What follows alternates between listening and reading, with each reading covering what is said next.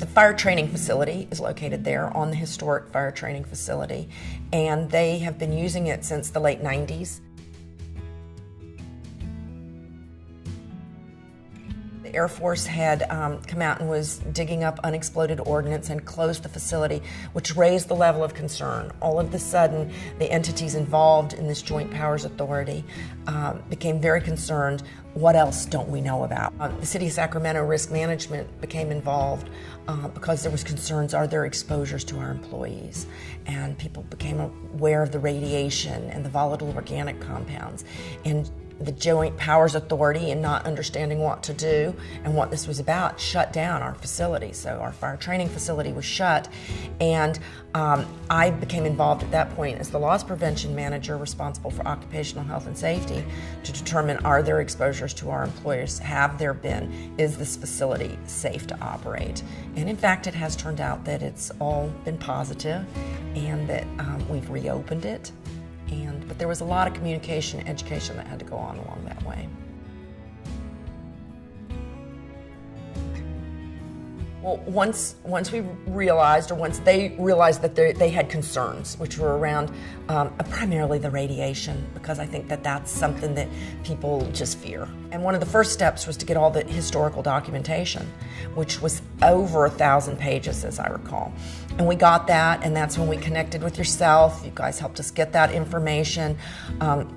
We reviewed it, we had questions, and then Steve Mayer came to the Joint Powers Authority meeting and made a very nice presentation, was able to answer questions there.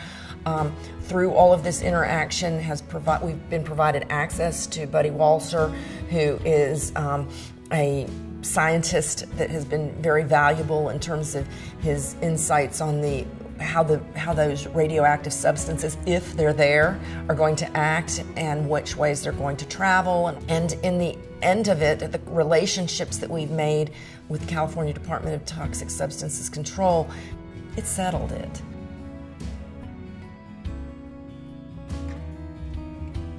Over time, we got involved in the BRAC, got to meet the regulators there, got to meet some of the community.